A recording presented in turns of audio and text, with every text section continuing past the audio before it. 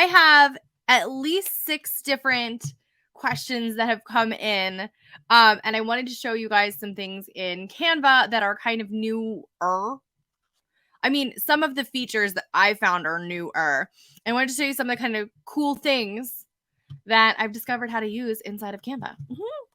So that's what you guys are here for, right? So one of the questions that I got this week was about, like, do you add your logo or watermark to an image or to a printable that you are selling to people? All of my, whoopsie daisies, moved something.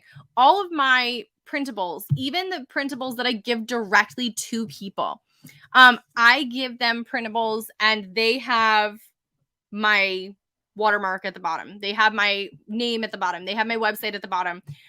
They have the copyright logo and the year at the bottom. Reason being is because that is kind of like an added protection. Now, let me be very clear on something. If you don't have an actual copyright on things or a trademark, there's a little bit less that you can actually do.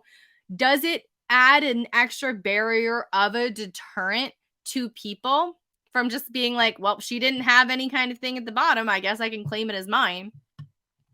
Does it add a layer of like difficulty for people like that? Yeah, sure. However, there are sneaky butt-faced people in the world, and there's people who will see your stuff that doesn't have a watermark. We're just going to delete that, and will come in and be like, okay, so they didn't put their name on it. I'll just put, we're going to scammy butt face, because I learned that from Kate Doster and I adore it. So this is like, if whoopsie daisies, if somebody steals your stuff because you don't have your name at the bottom, the problem is it's still terrible. It still can happen no matter what, even if you do take the extra precautions. But they can really easily, it makes it super simple to literally just come straight in, delete your stuff off of the bottom, and put in their own and claim that it's their work and sell it as their own. Now, even if you do put in your stuff at the bottom here, even if you do say, copyright 2022, Caroline Vencil, all rights reserved for personal use only, do not share, copy, or resell, whatever you want to put at the bottom of your printables and stuff, even if you're selling them to customers, even if it's like a workbook and stuff, you want to have some kind of associating factor with the fact that it is yours. It is your own stuff. It is your own property. All of that. You want to make sure that you are actually saying, like, this is mine, so that nobody can really just take full credit for your own work.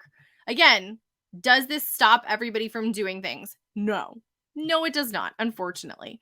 However, it adds an extra level of like pain in the buttness to them just stealing your ish. Oh, I almost cussed. Oh my goodness. But can you tell that I haven't slept very much because my kid had a stomach bug last night? I am like one eye open here. So I would absolutely 100% put your name and logo and some kind of like a little disclaimer of like what the intended use is for this at the bottom, so that there's no confusion if somebody is like, oh, well, I got this, so I can just give it out to everybody who I know. It's like, that's not how this works. That's not exactly what is going to happen. So like, don't do that. You need to make sure that you are very clear on like the content and like what they are allowed to do with it, even if it is an end use product, even if you're not necessarily selling templates themselves. If you're giving it away to people, you want to be able to stake your claim. So there's that side of it. And then there's the flip side of it of you want people to remember who they got it from. So think about like, even if we're going to get rid of scammy butt face here, we're going to pretend like nobody took your stuff. You could be like, oh, because I do this all the time. Excuse me. I do this all the time where I'll download something. Obviously, like I buy products, I sign up for free stuff from people all the time, and I'll download it. And then I'm like, oh, this is so good. I'll save it to my Google Drive. And then I forget about it completely. Years have passed and I'm like, oh, I find this thing again. I find this printable again. And I'm like, oh my gosh, this is so great. Wait, whose was this again? And I can't remember where I got it. And so now I'm like, I really want more information just like this, but I don't remember who I got it from. I don't remember where I found it on the vast internet that it is. So I am sitting here like, well, I guess I have nobody else to give money to. Like, you want people to want to continue to give you money. And if that does happen where, like, sometimes people do download stuff and like forget that they've downloaded it, you want them to come back to you. You want them to be like, I forgot that I had this. Oh my gosh, this is so good. Oh my gosh, it was from Caroline. I'm going to go find her now and see what else she has. That's the kind of reaction. So even if it is for an end use product, absolutely make sure that you have some kind of a place where people can remember where they got it from. Link to your URL, to your blog, to your shop, to whatever you want to link it to.